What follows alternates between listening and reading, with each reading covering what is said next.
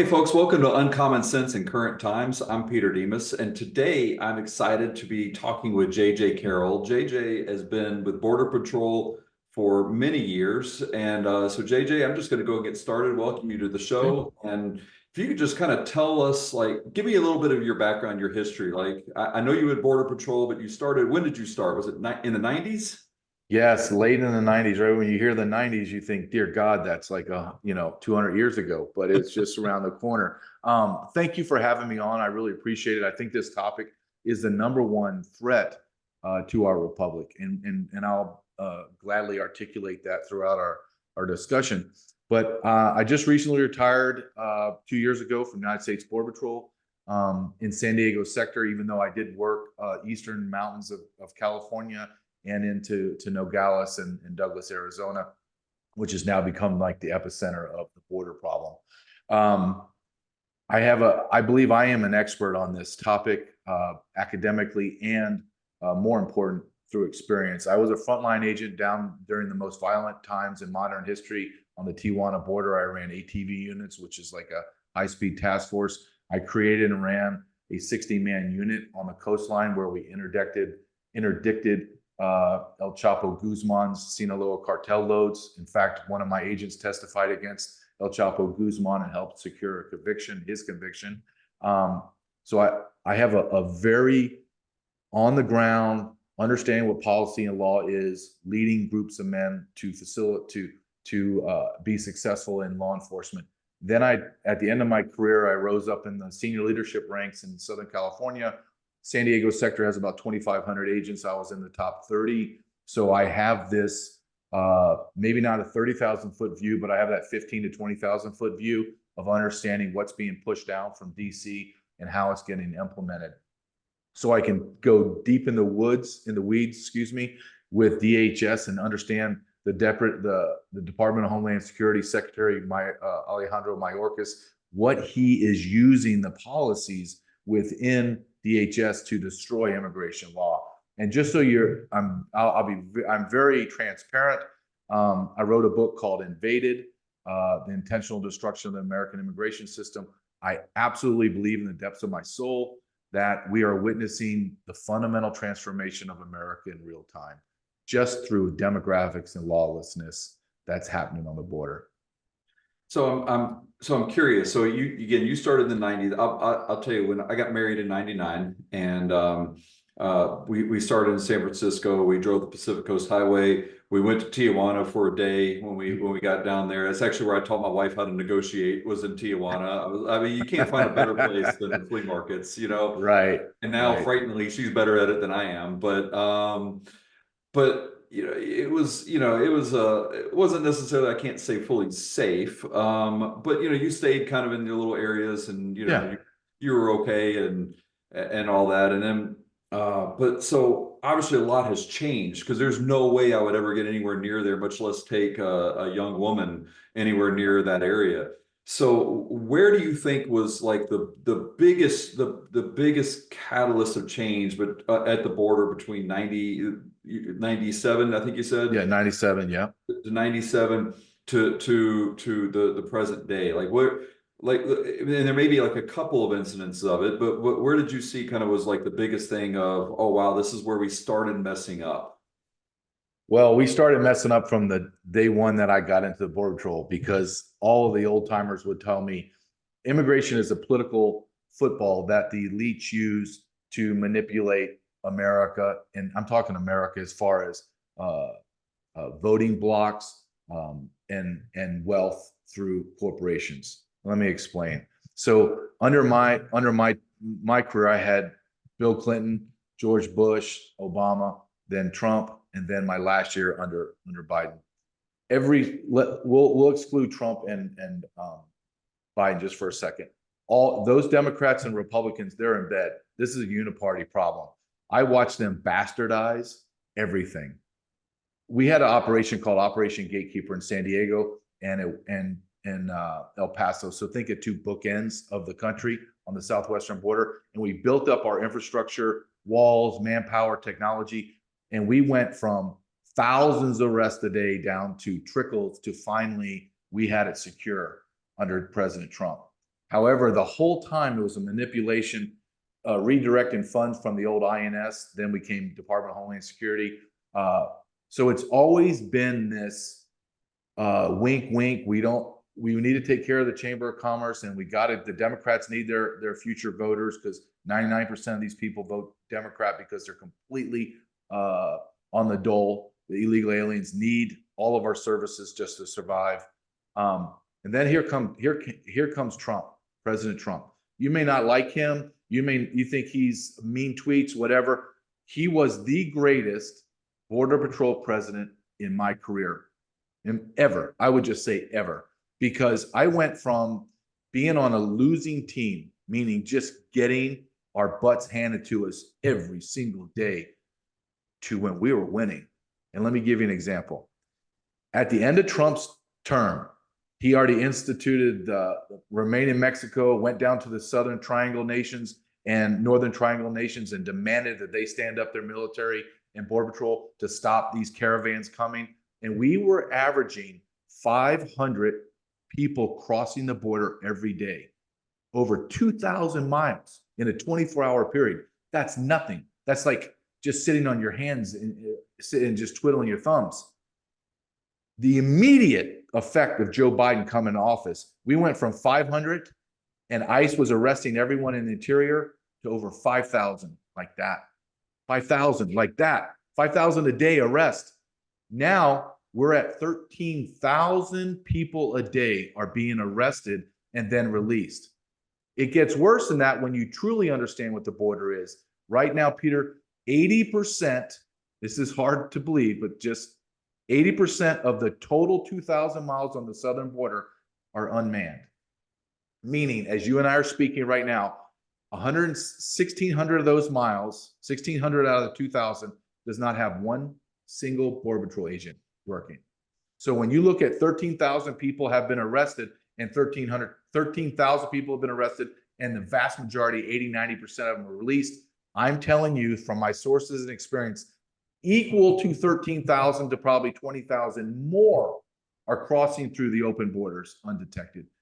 And we're not even talking about the tons, not pounds, tons of hard narcotics, fentanyl, cocaine, heroin, on and on, are just ramping through. So when you ask me what was it like before, when Trump left office, we were within, and people can't believe this, especially with it, things look today, we were within 9 months of his next term of completely and utterly shutting the border 100% down. That I actually 100% believe that, and every agent would too. Morale was off the chart. We were secure in America, and then just like that, Biden comes in and he opens the border, and everyone comes in. I want your audience to understand too. Every year Biden's come in, he has set new annual records. In FY23, federal years run from October 1 to September 30th. In FY 2023, he allowed in over 3.2 million illegal aliens arrested and released. Another minimum 5 to 10 million absconded. This year, we're on pace to surpass 4 million. We are averaging over 310,000 people a month being arrested.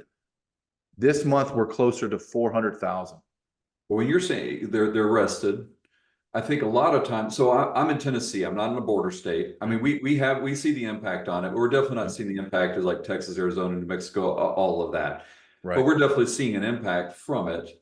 But we're pretty insulated here in Tennessee from it. Tennessee has some fairly strict laws concerning hiring illegals, forcing people to use E-Verify, et cetera. So I know, and again, assuming that they follow the laws. I know businesses don't always, but as a result, I do know there is people just don't come here as often as they do in many other states in the U.S.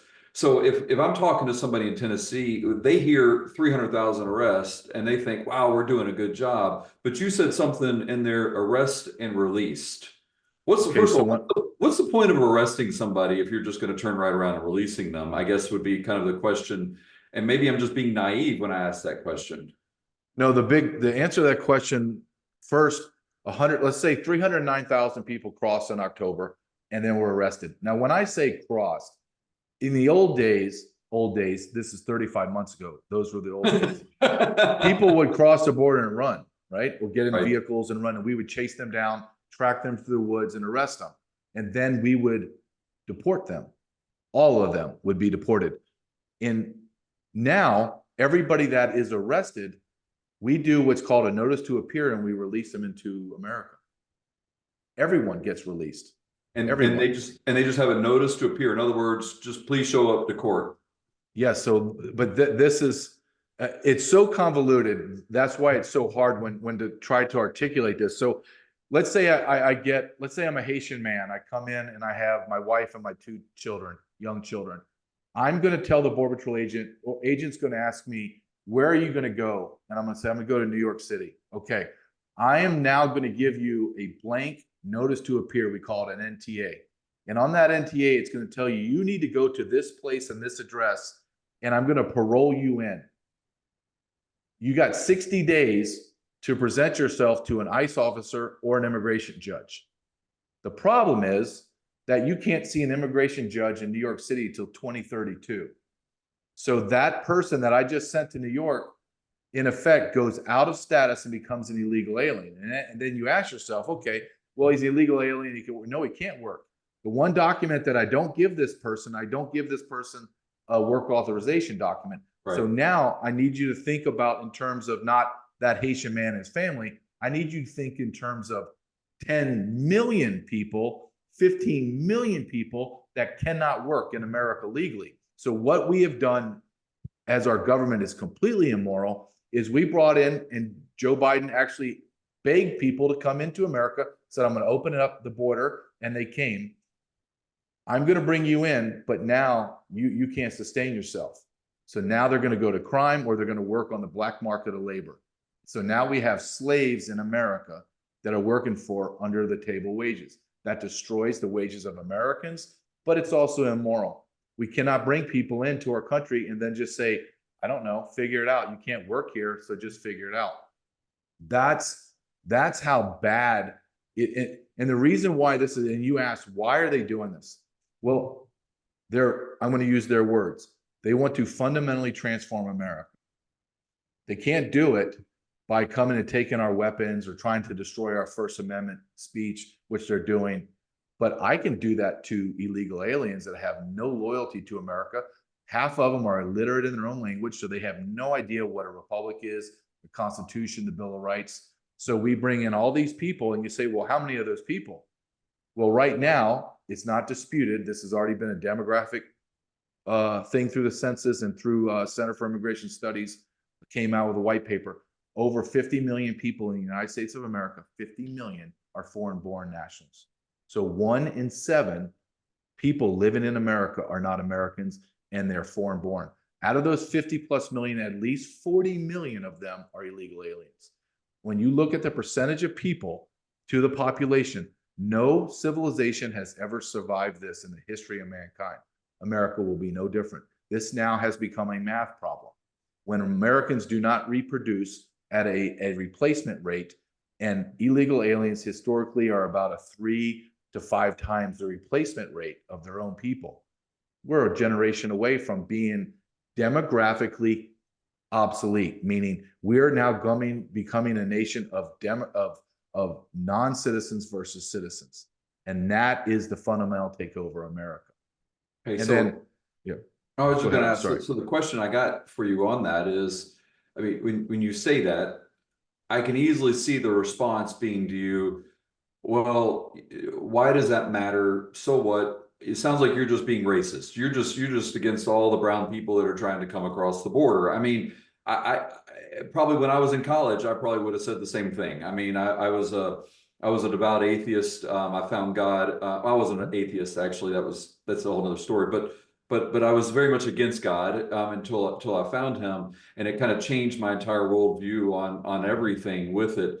And this is one of these situations. So when I was in college, and I would have made that same type of argument. So when I hear you say that, I think it's very easy for people to kind of jump to that conclusion who are against your side. So how do you respond to somebody who would say that? Well, that's the first thing is I always say, well, your assumptions are so racist and you're so ignorant. It frightens me, but I'm going to answer you anyway. That's how I usually answer it, because I don't have any I don't tolerate it anymore, right? You can Right. call me whatever you want. It doesn't matter.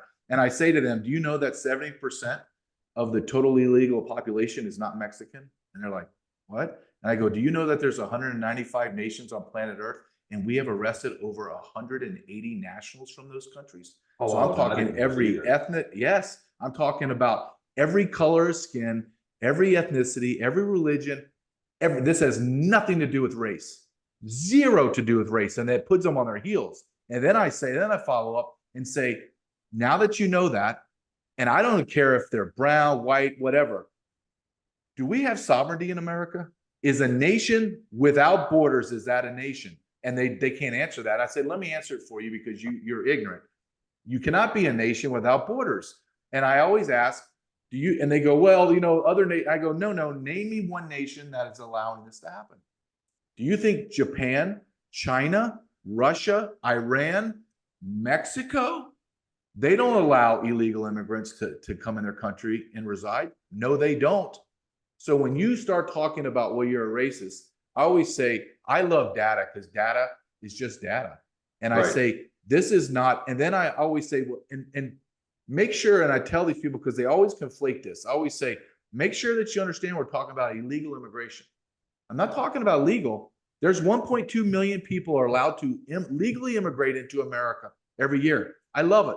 The people that I would come encounter with that were naturalized citizens were some of the greatest patriots. It's like I'm Catholic. So when people would come into my faith, they actually were more pro-Catholic than me, because they learned about, they were on the other side. They were atheists, they were whatever. Right. And they come and they cherish the word of God.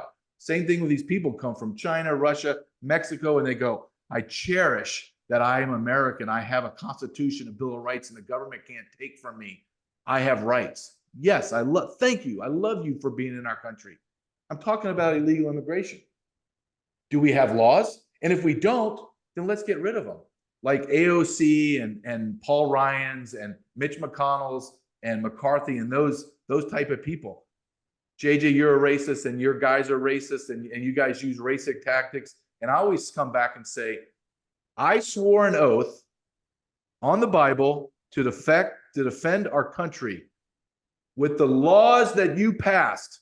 I'm enforcing the laws that you passed. Now, if you think they're racist now, then why don't you go change them? Because they're not racist. They just want to open the avenue and allow everyone into our nation. And so that's what's happening. This goes back to that uni-party thing you were talking about earlier. It does not matter what side you're on. So there has to be some level of benefit. I'll go back, because you mentioned all the way up to Trump, and you were under Bush. Bush was obviously governor of Texas. He knows the problems that were there with border crossings and the impact it had. He had to have it as governor.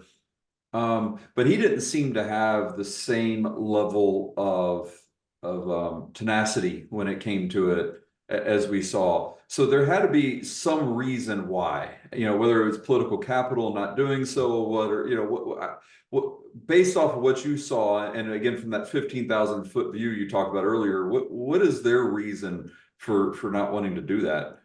Well, I write in my book Invaded, and I cover two things, and I say they're intertwined, but just in my discussion, I say Democrats are for votes. They want the power. Republicans want labor, cheap labor, because Chamber of Commerce and Better Business runs the Republican Party. We know that. And I always ask, okay, let's means test my idea. If 99% of these illegal aliens voted Republican, not Democrat, how fast does Chuck Schumer, Nancy Pelosi demand that a border wall be constructed immediately, and how important sovereignty is and voting rights and on and on and on? They would sound just like me. In fact, they have said that in the past. What if I told you that we're going to do workforce and employer workforce enforcement, and we'll eradicate people working illegally in America with E-Verify, etc.? The Republicans would lose their mind. In fact, they continually vote against E-Verify. They continually vote against and have removed employer sanctions from Border Patrol's toolkit to go in there. Why? Because they need that big business to continually fund money through the Chamber of Commerce to their pockets, and then allow them to have big time corporate jobs when they get out. This is all about money and power. America, the idea of America as this great country and the belief of America as a sovereign nation has disappeared. They don't care. We're a globalist world now. We don't need to have borders. Paul Ryan, one of the quote great conservative minds, right? He's an open borders advocate. He is in the belief of the rhinos that we need to have a free flow of trade, and that means people. We need to have people. Well, yeah, Paul Ryan, when you're worth $20 million on the board of Fox, it doesn't matter to you that the roofer is making $12 an hour when he should be making $25 an hour, because a Guatemalan came in and is going to do it for $11.50. Well, you just destroyed that man's future. There's a big difference between making $25 an hour and $15 an hour. Huge difference. This is talking about barely surviving and being the middle class of America. So when you ask me, what is the benefit? The benefit is to the elites and the politicians. America just gets crapped on. Because I always ask people, okay, you believe that there needs to be, we need open borders. Then explain to me, in Biden's last year office, he will have allowed in 25 million people. Tell me, I need to know, how is that beneficial to Americans? To Americans, how is having 25 million illegal aliens, and they can't answer it? And I say to them, let me give you an example of very, very liberal cities that it has destroyed. And I'll just give you two, Chicago and New York.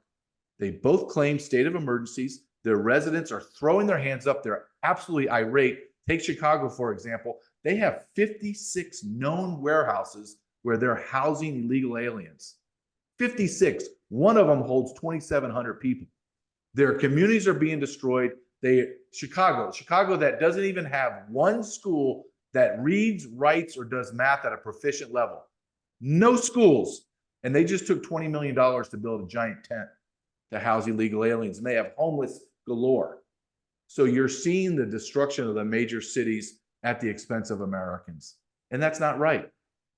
So I'm going to have so let me be kind of transparent with you. My grandfather came over this country illegally. He was a stowaway on a ship from Greece. His brothers actually came here legally. He met up with his brothers. They operated a restaurant. The other brothers ended up disappearing one way or another. That left him to kind of be the patriarch of the family, et cetera. He died at 58, long before I was born. And so, yeah, and I don't know, maybe it was a different time period then or not, but Right. I mean, he clearly taught. I mean, like, my father grew up in a home where they're like, you have to learn English. My father grew up in a home where you have to love this country. I mean, there was still a love, a massive love for this country there. Right. And I know that's anecdotal, and it's not like we should set all policy based off of the fact that my grandfather was cool. I mean, that's not really that smart to Right. set policy, which I think sometimes our government sets policy based off of one example too often. Right. So when you look at that, clearly there's more examples. Clearly there are some people that are coming over, not in the tune of the volume that you're mentioning, but there are some people coming over who have maybe coming over illegally, escaping something that has a whole lot of respect and that. Agree. What's your answer to them? What's your answer to those, or is it kind of more of those of I'm just sorry, it's just it's more of a utilitarian way of looking at it. Things is how do you respond to that one? I just respond to America is based on law and order. And when you don't have law and order, you have chaos. And the reason why all these people are coming here is they want our freedoms and they want our opportunities. You can't have freedom and opportunity if there's chaos. So you either follow the law or you don't follow the law, right? So my belief is we have a legal system. It works. It's 1.2 million people. If you believe that needs to be larger, then Congress goes in front of and argues it, makes a bill, and it gets larger, and America just deals with it. That's fine. I'm talking about the illegality of bringing in millions of people. I'm not talking about, hey, we had 50,000 illegal aliens in the last 4 years. Everybody would go, okay, 50,000, we'll absorb that. I'm telling you that there's 40 million in our country, 40 million. And when we start talking about the mass humanity of people. I need the audience to understand that inside of these, there's a lot of good, hardworking people trying to get to America. I don't blame them. I don't blame them. But the vast majority of the people crossing are single adult military age men.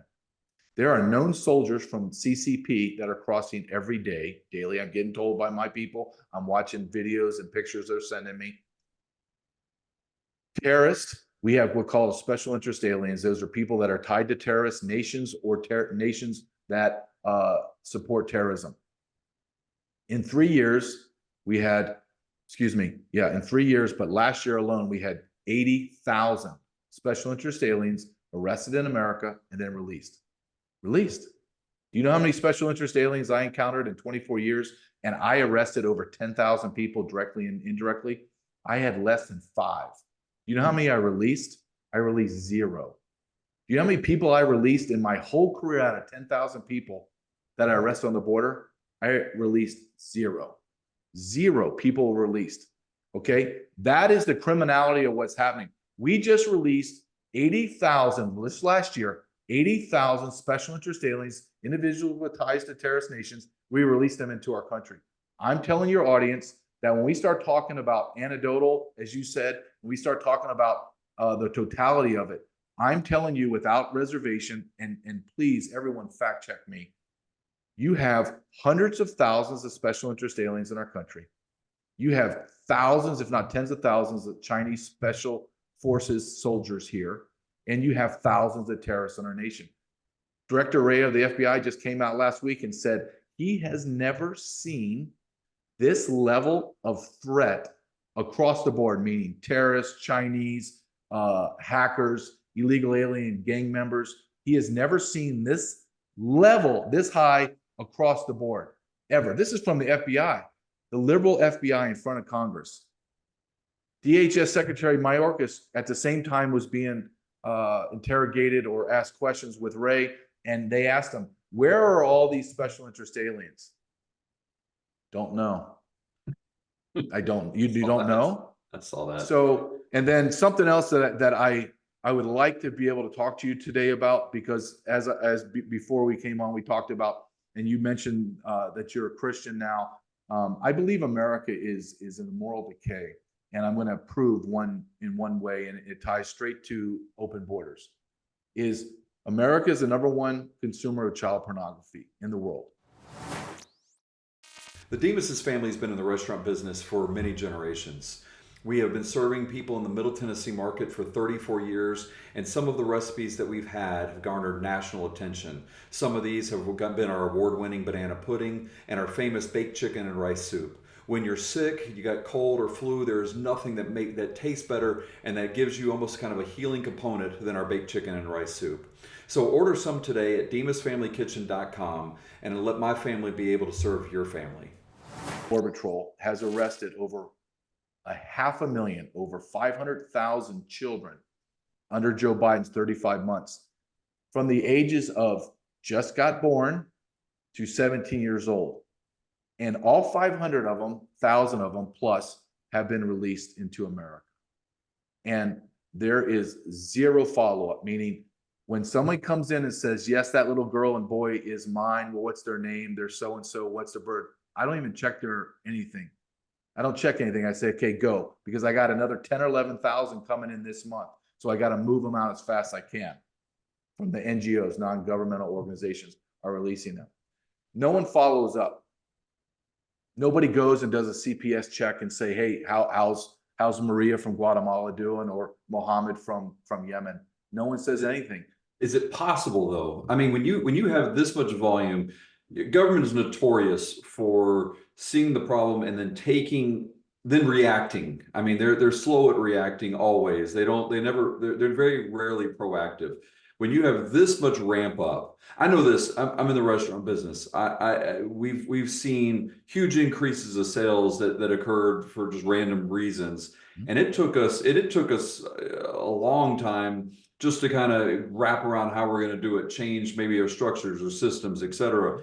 And it's easier because, again, I'm in control. I can move a lot faster. I can do a lot of that stuff there. Whereas with the government bureaucracies that you're dealing with, plus this type of volume is unreal. is it even possible for them to look after these kids, even if they wanted to? Is it possible for them to do it at this stage? No, Yeah. no. And they built it that way. They built it to destroy the immigration system. Let me ask you something. If you, so you're in a restaurant business, and let's say you have 5 restaurants and all of your refrigerators just died, freezer and refrigerator died. Do you just wait and let all your food, your tens of thousands, hundreds of thousands of dollars of top line food, do you just allow it to just die? And you say, oh, well, that's the way it goes. No, you proactively work. Right. So for 3 years now, we have been watching hordes of humanity come into America. We have been taking in children, and this is what your audience needs to know. Between 6 and 8 out of 10 women and children are sexually abused or raped coming up into America. And by the time they come into America, they have already been brutally raped repeatedly as they come into America. And then we turn them back over to their tormentors and they get passed around. So do you think on some level, you would say, okay, shut the border down? But Oh, they absolutely. don't. Absolutely. And that to me is just kind of eh, many people who are kind of higher up and in charge, I would say within our government. I'm shocked at um, their obsession with sex, particularly deviant sex, that seems to be occurring, and it's not limited to one party or another. I agree. This is also a uniparty issue. One just seems to be more out in the open with it. And seems to be celebrated. We saw it the other day at the Senate hearing for, I mean, unreal, like just things that I can't even picture happening 20 years ago. Knowing that there's this type of level of sex trafficking coming over, knowing that even within our city, I see examples of it. You know, I'm going to work out in the morning and I see a massage parlor that's open at 4 o'clock in the morning when I'm going to work out. Yeah. I mean, that's not a legitimate massage. And I continually ask the question, why can't you do anything? And they're like, well, you know, we really can't. We don't have probable cause. And I'm like, I don't understand that. I don't know how you can't find probable cause in a situation that to me seems to be that obvious. But it appears to me that when you allow it with such level, it's because you don't see anything wrong with it. Do you agree with that? Do you think I'm on the you not the wrong of letting all the people in Right. for whatever the benefit is, but you don't see anything wrong with the fact. I mean, you ask every politician, hey, this girl's been raped multiple times over and over. They're gonna be like, oh, that's absolutely terrible. But yet they participate in the activities that encourage it. So do they really think it's wrong? I don't know. I think that we have a moral decay in our government. What I do know is they don't care. I honestly believe they don't care because the ends justify the means. If several people, if tens of thousands or 100,000s of people need to be raped and brutalized coming up, those are peasants. I need to get this alternative, ulterior motive that, you know, one world government, global reset, the great replacement, whatever the hell it is. I need to accomplish that. And these poor peasants are just pawns on my game board, and they're just going to have to suffer, right? They're just going to have to. Now, when you take those people and you shove them in front of the politicians and the corporate elites and say, no, you need to look at this. This is a representative of millions of people. Let me just give you an example I write in my book. Tom Homan is the former acting director of ICE under Trump. Very passionate man, very patriotic guy. Respect him greatly. And I write in my book, he's testifying in front of Congress, and they ask him, okay, well, you're talking about child sex trafficking. You're talking about all the atrocities coming across the border. Well, tell me something. And he goes, okay, I'll tell you. I was just in Texas last weekend. And he says, a Nigerian husband and wife crossed the border, the Rio Grande, with a 20-month-old daughter. 20-month-old daughter gets taken away in the river and dies of drowning. I end up with the sheriff, the DPS, and I go down to the coroner's office, talk to the family, and then the coroner pulls me aside and says, listen, Tom, I need you to understand the young girl, this little 20-month-old baby, drowned. She died of drowning. Okay. However, I can see that she has been sexually penetrated in every orifice of her body multiple times. Okay. And Tom Homan says this out loud, and he gets very passionate like I am. And he said, I'm telling you today, right now, as I'm speaking, this is happening right now, every day, all day, every night, all night. And it's happening in America. And no one does a thing about it. This is, look, women being raped, murders, assaults, drug dealing, all kinds of, all that stuff. It says, I don't know what this says about me, but it does not affect me. I've seen it throughout my career. It just doesn't matter. It's just like, hey, what do you want cheese on your hamburger? That's how I feel about it. It just doesn't matter to me. But when you start talking about, for whatever reason, children being destroyed, maybe because I have a son, it infuriates me. But then what infuriates me is I understand that there's evil. I believe in God. And if there's believe in a God, you have to believe that there's evil.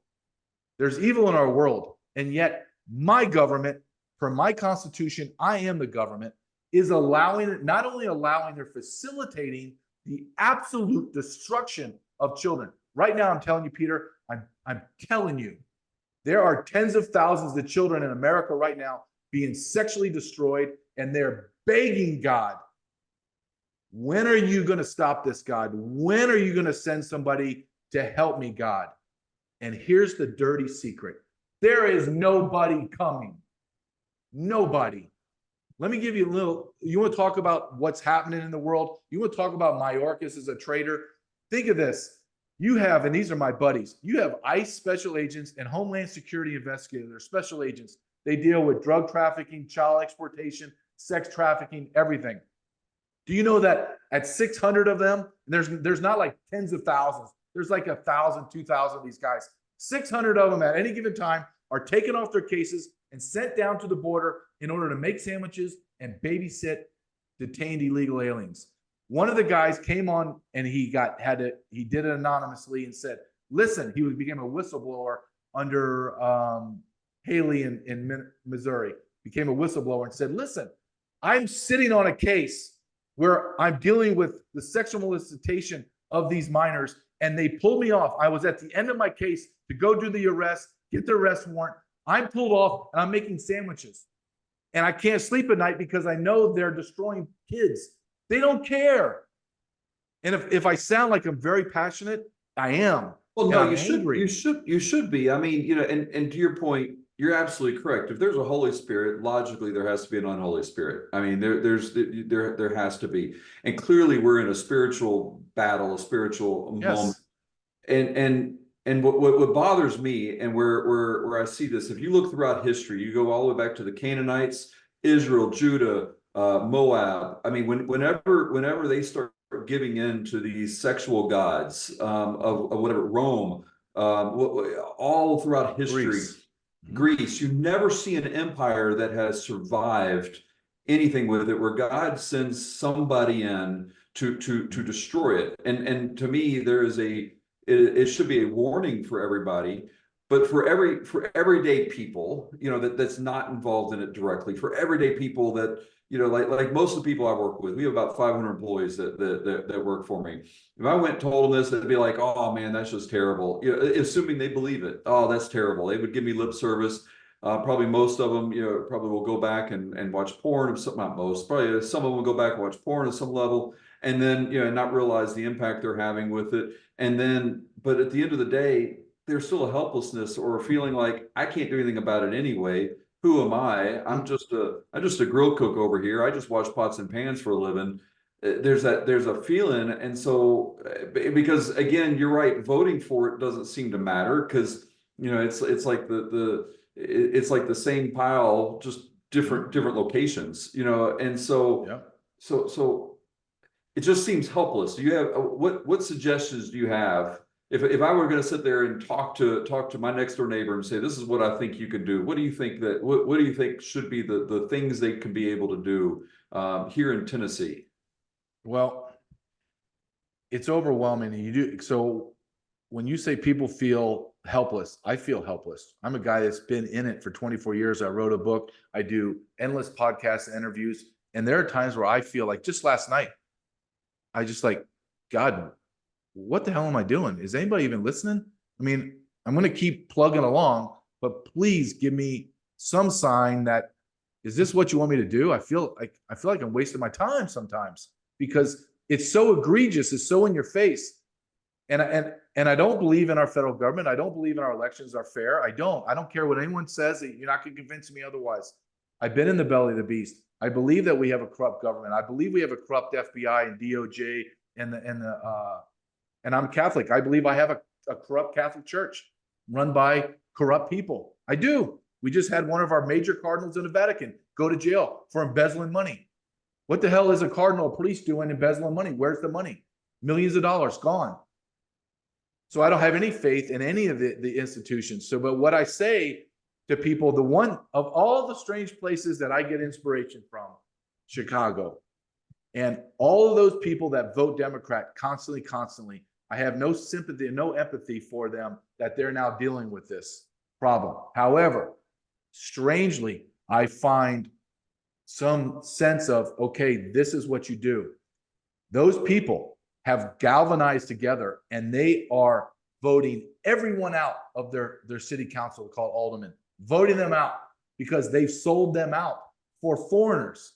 I believe the only way we get America back is from the grassroots all the way down to your mayor and city council, then up to your state senators and representatives, and then you pick the Republican, or you pick the representatives that you need in your House and your Senate, and you bring them up there. But they have to be aligned. Is it America first? Is it for Americans first, second, third, fifth? Then you're my person. But if you're not, you can't, I can't, this is the same analogy I use. My next door neighbor, we're both struggling, right? Inflation, I'm making this story up. We're both struggling. Inflation is destroying everything. I stop paying my mortgage and feeding my family, and I make sure their mortgage and their family are fed and warm and clothed, and my family just dies away. That's what our government's doing. They're taking our money, they're spreading it all across the world, and then to illegal aliens inside America, and allowing our own people to die. Do you know that people are crossing through Arizona and getting Visa gift cards with a $5,000 preloaded on it? Do you know that when you come into America and you're on asylum and you're not getting asylum, you're potentially getting it, that they get Social Security supplement pay of $2,200? You know the average American after working 25 years gets $1,800? But when I look at, the governor of Arizona just recently came out, was talking about we need to do more about the border and blah blah blah. And again, I find it kind of funny when she's doing that at this stage. Yeah, But she has to look at it and say, hey, you got $5,000 Visa cards. Maybe it might be a good idea that we stop this. I mean, to me, and the title of the show is Uncommon Sense in Current Times. Voltaire says common sense is anything but common. In fact, it's quite extraordinary. Right. But this seems to be even a little bit beyond common sense. Like, it's just like, hey, if you build it, they will come. If you stop paying them, maybe they will stop coming. If we make it difficult. But everyone is complaining about it. You now have, now that we shipped them to different places, you hear the governors and the city mayors, and they're all complaining about it. But they seem to be doing the same things to encourage them at the same time while they're complaining about it. Are they just standing up there and posturing for the electorate? Is that what they're? Yeah. Well, you take the mayor Adams of New York City. He said, okay, I can't do anymore. And then the federal government came and raided his house and took his phones from him, the mayor, and took his phones. And now they're going to charge him federally because he went and talked about Biden. And now he's like, well, open borders are open. His latest speech was, I think the borders need to stay open, but they just can't come to New York anymore.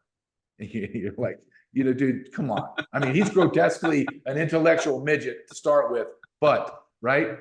But and you talk about this, you said in Tennessee, and I had family that lived in Tennessee, beautiful state, but don't think for a second that you're untouched, right? So in May or June, I wish I had the article up. May or June, you had an illegal alien from Honduras, I think it was, and he was a baseball coach, and he sexually raped 21 kids over like a 2 or 3 year period, raped them. rape young boys. It's happening. Small town in Minnesota, gang raping young girls and keeping them in closets for days on end in a small town in Minnesota last month. And I can go on. These are just anecdotal. I can just go on and on and on. And I mean, you're talking about, and you and I haven't even discussed. Think about how broad this topic is. You and I haven't even talked about the narcotics. We haven't even touched on the fact that tons, not pounds, hundreds of thousands of tons of fentanyl, cocaine, heroin are just pouring through the border. The drug cartels own the border. So when you see groups of people going, thousands right now daily are going through Lukeville, Arizona. Like Lukeville is the size of like a 400 people town, like it's a nothing. Now you have 10,000 people in Lukeville, okay? The reason why they're doing it is the cartels are pushing everyone that way. Whatever law enforcement there is now descending on them. And now you have hundreds of miles to run 18-wheelers filled with narcotics right down the road. Why? Well, we have checkpoints. No, the federal government's closed all the checkpoints. There's no checkpoints on the highways. We are absolutely 100% vulnerable to attack. And if you don't think our adversaries, Russia, China, Iran, etc., are not exploiting our vulnerabilities, you're a fool. No. You're a fool. I was looking up fentanyl within our country and I compared to the world, and I was like, okay, is this a worldwide problem or is this a US problem? And there was a chart I saw that was just unreal. And I encourage anybody to look and just because it just told me everything. Long bar graph for the US. Scotland, I think, had the second one. It was about half. And then everybody else is this little tiny little bar all the way down for like the top 10, top 20 that was there. It was the comparison was unreal. And then you realize, okay, fentanyl is not a worldwide problem. Fentanyl is a US problem. It is a 100% a US problem. And I know people who died from fentanyl. I have friends who had children to die of fentanyl. They weren't intending to. They weren't drug addicts. Right. High school kids. I mean, and you see this, and and I remember, back when I was in college, you buy a girl a drink, at a bar, and that's how you try to pick her up. My daughter, it's very clear, and I'm like, not only that, but you got to watch the bartender. You got to watch the bartender when they're making the drink because they might be in partners with somebody else. And use them between the drugs that are coming in and this sex obsessed world that we have, or country and culture that we have right now. I'm like, it's scary when I think about the fact I got a 19-year-old daughter that has to, keep her hand on top of the bottle, and as she removes it, even for a minute, she just loses it. I mean, that's just kind of, and she says half the time, she's like, I don't even drink water anymore. Like it's not even worth it. No, so it's not. Yeah, but you talk about fentanyl. Well, why? You have to ask yourself, okay, well, why is our bar graph so high? Well, the answer is because China produces the fentanyl that goes in the drugs in Mexico because it's cheap. So I can cut up my heroin and cocaine, and now my kilo of cocaine turns into 2 kilos after I cut it up with a bunch of junk fentanyl. Well, where does the fentanyl come from? It comes from China, and here's the crazy kicker. It comes from the Wuhan lab.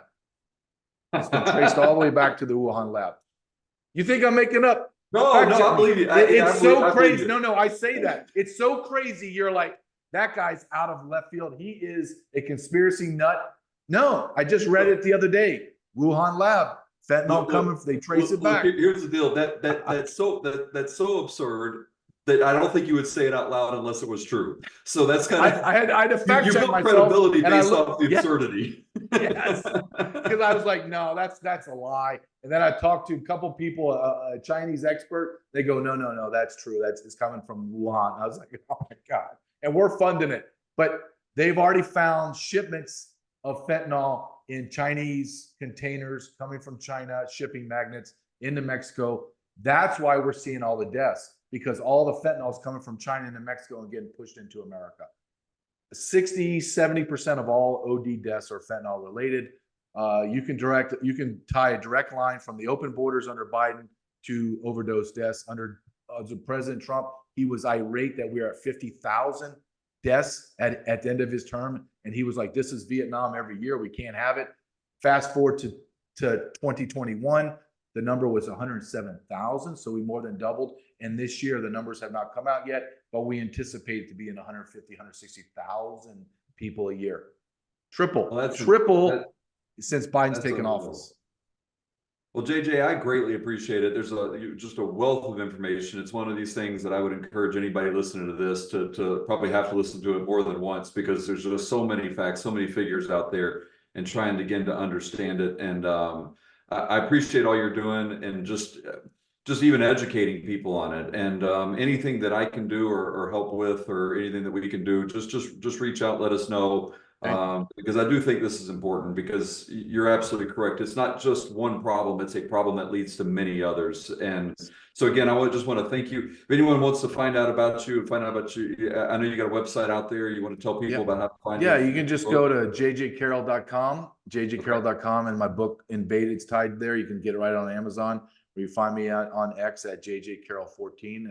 And I appreciate you allowing me to have this time. I think podcast is the greatest media tool, and it is, mainstream media is gone. This has become the avenue to get information. So I appreciate you giving me the time to speak so freely and honestly about this.